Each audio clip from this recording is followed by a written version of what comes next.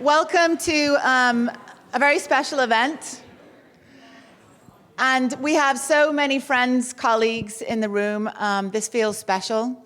And I think all three of us, and we'll introduce ourselves in a second, have been feeling like sentimental, kind of a lot of love in the space. And so that sounds a little strange to share as an opening, but for a lot of us, there's a dreaming coming true here in this space of a lot of hard work over a lot of years. So I'm really grateful that you're here to share it with us.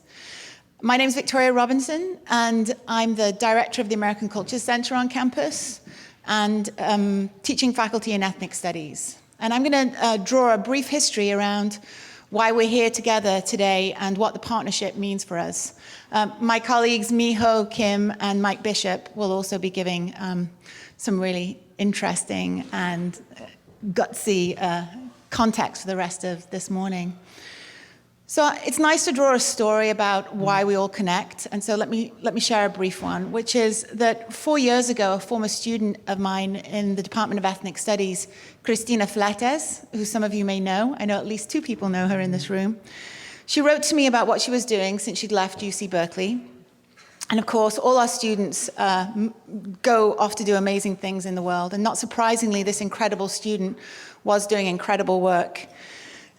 Her undergraduate thesis had been on the organizing tactics of women working in domestic services in the Bay Area. It had grown in scope and interest, and it was sharply detailed.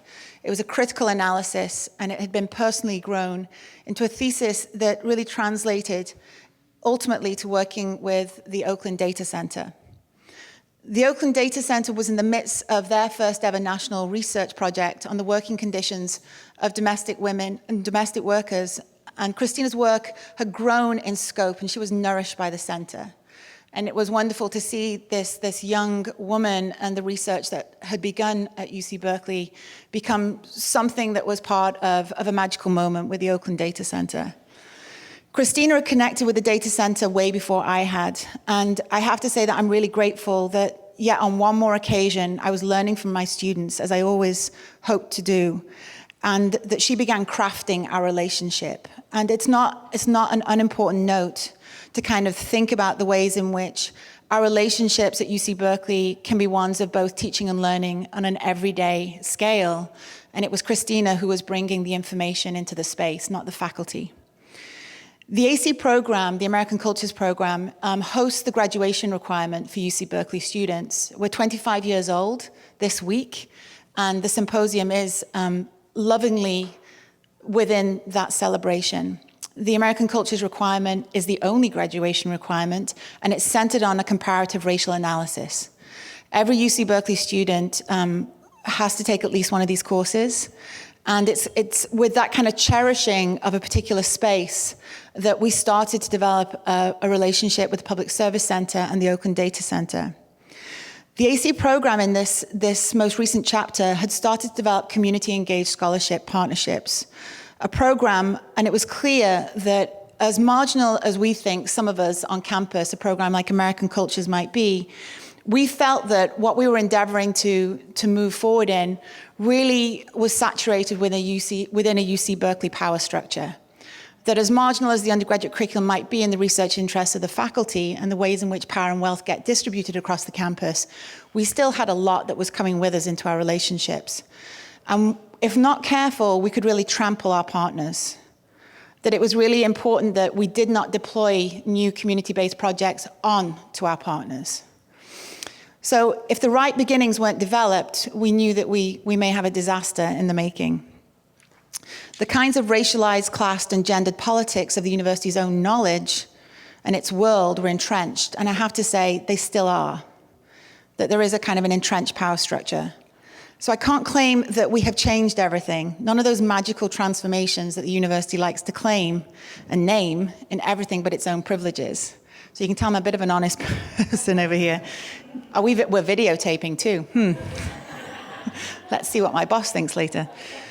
And Christina, when she came back into these relationships with me, had known that educational injustice is a multiple, sometimes contradictory, simultaneous, and triumphant, and that in the new program we were trying to create, with all the possibilities of missing the mark, of getting it wrong, that there was the sense of something possible that wasn't just naivete, that there was a possibility on the table. But we did need to pause. And it was the pausing right at the beginning of the program, I think, that we're living and breathing today. If we were not even claiming but hoping to move towards crafting research justice projects with partners, engaging Berkeley faculty, graduate, and undergraduate students in the ideas, ideals, and possibilities of research justice, how could the hopes, intentions, and the expectations of the partners become what we might think of as audible? So much of the past with the university has been to render those in marginalized communities invisible and inaudible. And even further, that in the process of the university's claims of objectivity, race neutrality, meritocracy, and equity, the conceptual and methodological dimensions of racialized and marginalized communities had been further challenged and delegitimized, only to be picked up in the university as real-world experiential learning sites. So this imaginary had and does hold tight the power threshold of the university community partnerships. It's only with intentionality and accountability that we might be able to operate not outside, but in spite of these intersections, guided not by oppositional relationships, but what we might name as propositional relationships. The DataCenter and UC Berkeley's own Public Service Center have been crucial in fostering these beginnings and what we're now sitting in, which is 3.5 years of partnership. So that's kind of the narrative of why we're here today and why it's so special. And it's with great joy that I'm going to pass the mic over, and you may not hear from me again, which is a great thing, actually. Trust me. To my great friends and colleagues, Miho Kim and Mike Bishop.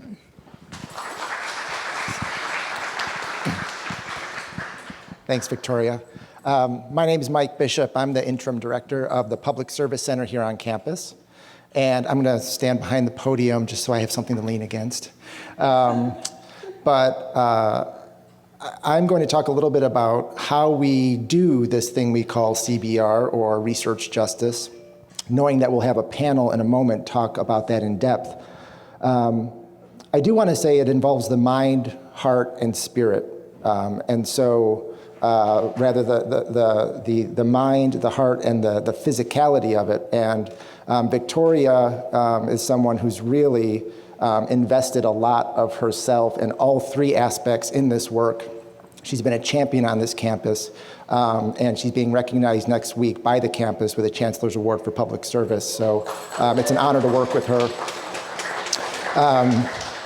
It's symbolic that I'm speaking between Victoria and Miho. I find myself in these in-between spaces frequently on this campus, but also in my work in the community.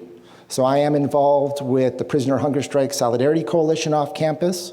I am a volunteer and ally with Causa Justa Just Cause, who some members will be speaking today. And I also work with Catalyst Project. And so I see myself, and I enter into this work as an ally and oftentimes in solidarity with off-campus communities, also knowing that I'm a community member myself. So this isn't so much about me, but about us. And I'm reminded of the quote that I am who I am because of who we all are. And I think even as we're in this space today, if we can make an effort, all of us, to speak from our own experience, I think that could really lead to some powerful experiences. So the Public Service Center, being part of ACES, really has taken our work in a new direction. I'm going to tell a brief story about the center's work in New Orleans post-Katrina, and then draw some lessons from that. About the same time that Victoria was engaging with the data center, we were in year 3 of our 10-year commitment to the people of New Orleans. And having a community advisory group on the ground there, we heard from our partners that what was most needed were summer interns. And so while we had been sending these short-term service groups to New Orleans, we really knew that we wanted to have a deeper impact. So providing direct material assistance pending structural change. And so we infused this internship program with a community-based research project. And while at first some of the partners were hesitant, like, what is this about? We need some help in the office. The payoff has come about slowly, but powerfully. Recently, we hosted Beatty Landis from Young Artists, Young Aspirations, and she mentioned when she was talking in front of students that she gets it. She now understands that idea of research projects and building capacity and not just coming in for 1 week and doing some of that direct material assistance. Place definitely matters in this, and I was transformed through my own work in New Orleans. I saw my skin privilege in a new way for the first time, and coming back to the Bay Area, and our partners directed my gaze back to the Bay Area, really started to see myself as an anti-racist organizer. And so I consider myself now an activist educator, and so I try to hold those tensions in my work, one of the many tensions in this work. And so the things that have emerged out of our partnerships in New Orleans range from a new mural in our space that will be built to having 2 alumni working in New Orleans now, trying to sustain a community center there. And so our work continues there for sure.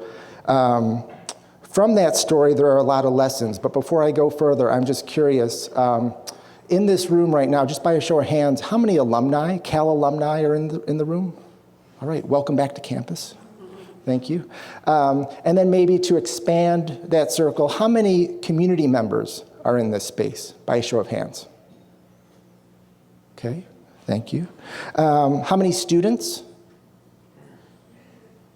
Okay, and how many of you have lessons to share today? All right. Loaded questions, right? But I consider myself a community member as well as staff on this campus. I consider myself a lifelong learner. I also hope that I have something to offer today. So I think for me, what's emerged in my recent work is about 3-dimensional learning and the fact of putting myself not only in a 2-dimensional space, but trying to put each of us in turn at the center of our work and what that might look like. So the intersections are what really interests me, and when it comes to the mind, the heart, and the body, I think that's how we do this. It's not just about an intellectual exercise. So community-based research, participatory action research, CBPR, research justice, it goes by many names, but there are definitely tensions that come up in this work. On the one hand, we could call it discourse 1. We have traditional research that involves the community. What is the question?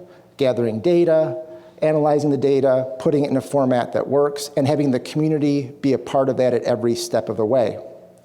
Discourse 2 might say it's exploding that whole idea of what is research and what knowledge is valid when it comes to actually integrating the two together. So I also think there's an intellectual piece around what it means to be an ally or to work in solidarity with each other, because it's not always that I'm in the, quote, dominant category.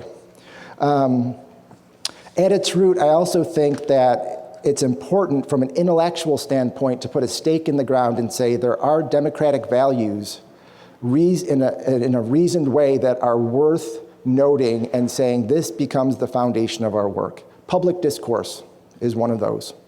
And it's not just about the heart, but I think it's also about intellectually coming to that conclusion that as a university, there are values that we stand for and not being afraid to be really explicit with those values. Additionally, I would say challenging one's own assumptions. So even as we're in this space today, what might be the assumptions that we recognize, whether when we're speaking or when others are? I think that's not just an intellectual exercise, but a heart-based exercise. I think this work involves humility. I think this work involves really being prepared to be transformed. I've been transformed through my work in New Orleans and through my work on campus. It means when I'm used to having airtime, stepping back and listening, given the privilege that I have. I'm often used to being the center of attention, so how is it that I'm prepared to shift that positionality? And recognizing just my own consciousness and the limits to that as well. I think there's a piece around the heart that also involves relationship building. And so where is it as we approach each other with humility, we're willing to engage in deep relationship building? Tania Mitchell talks about transforming those power dynamics between individuals through relationship building in this work. And then trusting each other. I'm a part of the Human Rights Pen Pal program. I have a pen pal who's in solitary confinement. There's a large movement in the state of California, as you may know. Over 30,000 people went on hunger strike last summer to protest their inhumane conditions. And the fact that this was a non-violent protest, again, one of those democratic values that I can confidently say, when it comes to non-violent civil disobedience, that's something that we build on in this university and that we ought to respect and encourage students to consider the consequences, but also see that as a valid approach to making change. So I know through my work with the Pen Pal program that any wall can be overcome, whether it's a physical wall or some of the walls that might appear between us, even in this space. And I think for me, that gets back to how do we do this? Well, there's a physical portion of this, taking action, putting ourselves in new physical spaces. It's not lost on me that where we are right now sits in many ways between the campus and People's Park. And so our own positionality here today is really on the border of the university and a rich tradition in this city of protest, and how do we acknowledge and honor that? I think there's also a piece about the body of being present. So how is it we can work to be present with each other today? So if you haven't silenced your cell phone, if you could do that. If you need to take a bio break, right, you can do that. Take care of yourself today, whether it's getting up and stretching, or if something is said that sparks an emotion, to take care of yourself any way that you need to. So this is physical, not just intellectual work. I think that also gets to some of the physical artifacts or structures that we create to make this work possible. Whether it's the CBR project that our students were doing in New Orleans, or intern host organization agreements, or toolkits, there are physical artifacts that really require this work to be in place for the work to be successful. I also want to say just the positioning in this room today, right? So we had to balance where our panelists sit with how we record this for folks who can't be in this space. And so even being in front of the room sets up perhaps a expert-student relationship, and that's not our intent. So I just want to note that exists today, and we've had to negotiate some of our original vision. And I think positionality is important. Place matters, border crossing matters. And so what I would invite you to do now, if you wouldn't mind, is to point to the sky. And if you could look up and slowly draw clockwise a big circle, clockwise, big circle. And bring that hand down slowly, still going clockwise, same direction. Bring it down in front of you. And now look at which direction your circle's going. Right? It's no longer going clockwise. It's now counterclockwise, right? Looking down on it. So simply noticing and putting at the center whatever it is we might be talking about today in time and space may help us to really feel that empathy and be in relationship with other people. So long-term partnerships are important. I'm pleased to pass this off now to a partner that we started working with as a center through our Oakland Community Builders program. Thrilled that we've been able to work with Miho, especially as she wraps up her time overall with the data center. So thank you, and I'm going to turn it over to Miho.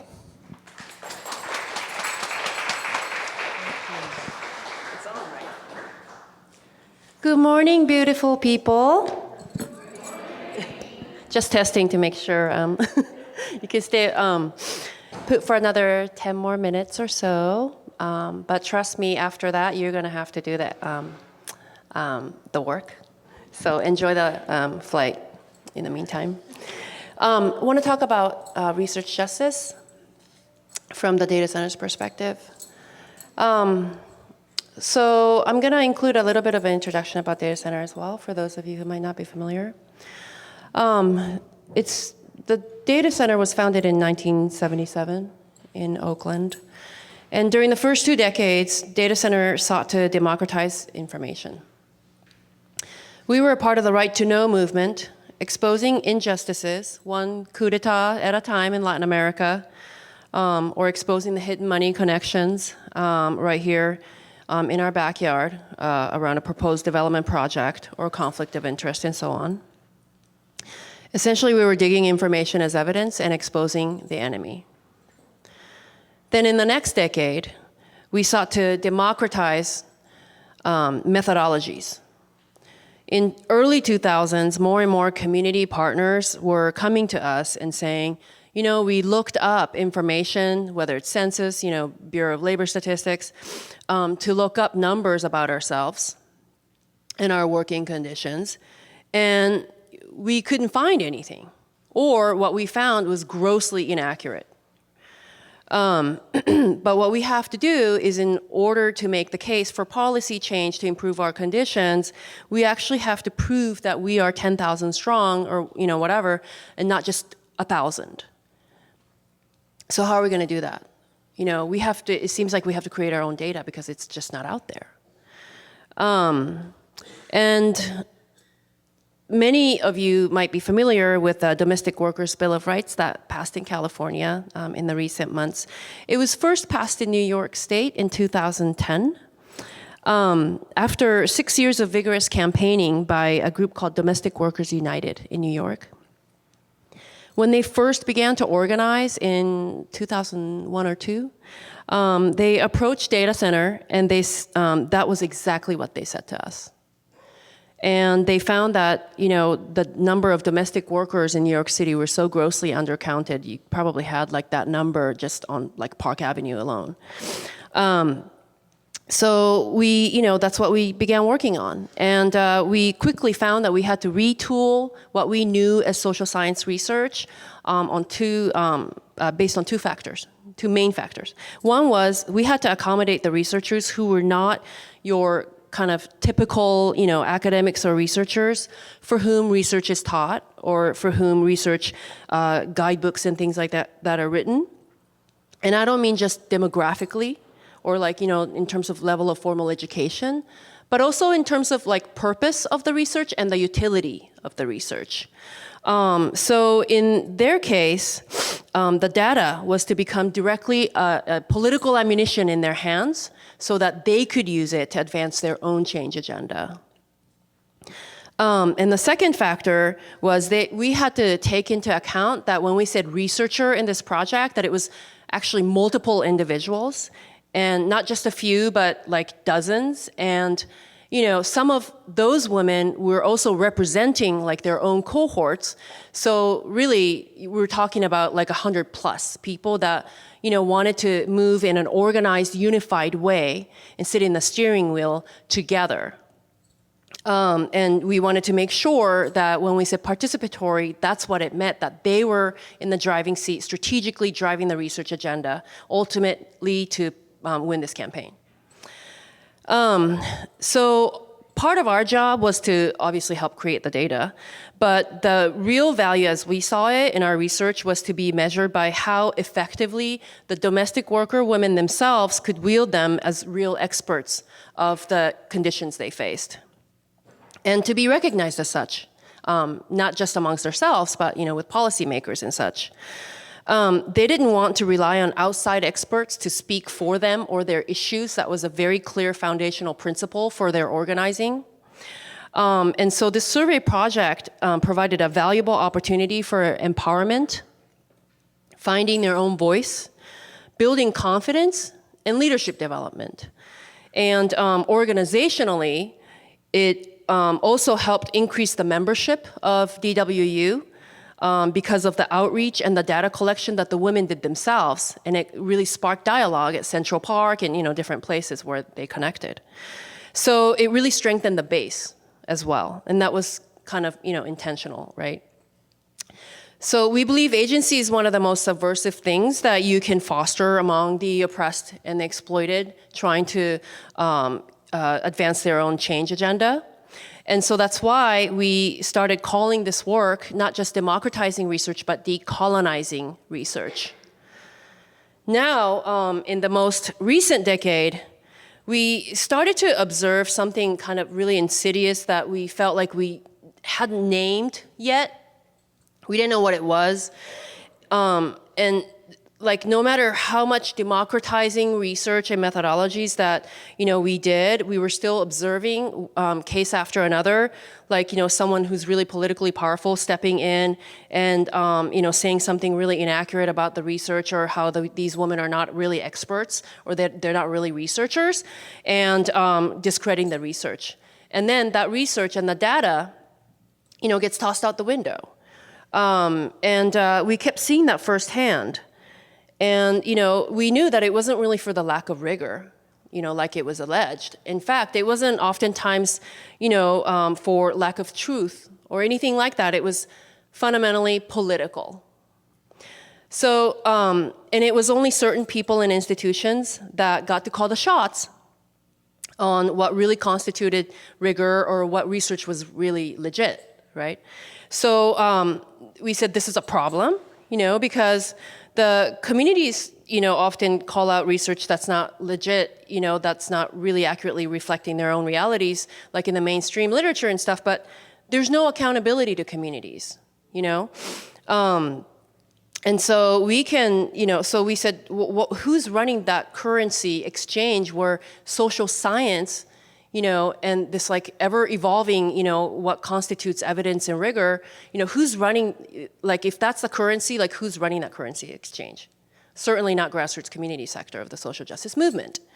So we said, we can continue to keep putting social science tools in the hands of people, but like something has to change. That's bigger than that. And the analogy that I might use is if research is something that happens in a lab, then all labs are not created equal. And the way in which there's imbalance there, to us, really mirrored how structural racism manifests in this country, and we believe that that is not a coincidence.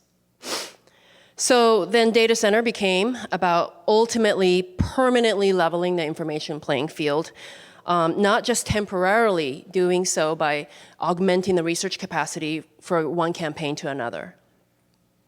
Otherwise, we would be always fighting a fight that was clearly rigged.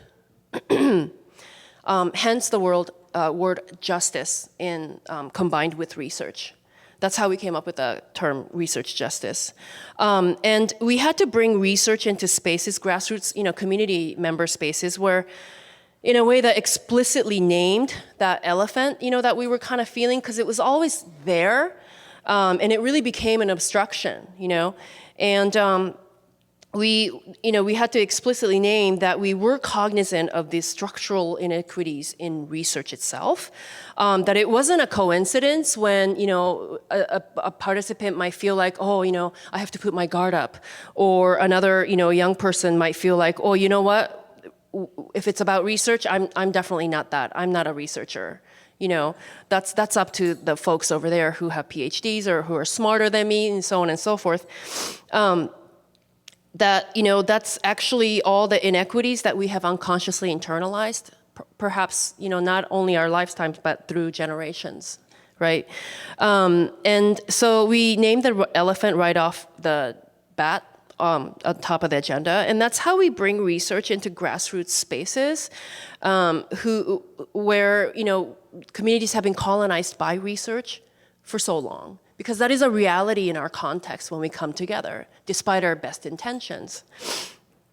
And we know by experience and observation that if you don't if you don't approach research from a place of power, then you get research done to you rather than done by you. At the same time, if you don't tell your own story, then somebody else will tell it for you. And what are the consequences of that, when you have racism and, all the isms. So in sum, research justice, for us, repositions all of us vis-a-vis research in a way that makes community people and community knowledge experts front and center. On par with other types of knowledge. So the way we conceived research justice, it's a strategic, transformative framework within which we support communities exercise their right to know through research support on one hand, their right to be heard by helping them create their own information and their own narrative on the other, and also engage in advocacy to promote a paradigm shift through a multi-pronged strategy that's inside, outside, upstream, downstream, what have you. And so this symposium today is actually one of those activities that we engage in at DataCenter as part of how we seek to fulfill that part of our mission. And this is really important because it's only by working together, all of us in institutions and communities, wearing different hats that we do, that we can all create a world in which all community voices are visible and, as Victoria said, audible on the terms of communities as well. And I just want to wrap up with a quote by Dr. Linda Tuhiwai-Smith. She spoke at one of our events last year, phenomenal. She wrote Decolonizing Methodologies. And it was like a Bible for us when we were trying to find language to describe what we were, wanting to say. So this quote, she said in her book, self-determination is a research agenda, in a research agenda becomes a goal of social justice, which necessarily involves the process of transformation, of decolonization, of healing and mobilization as peoples. So with that, I and we all look forward to going through this amazing journey together with you today and beyond. Thank you.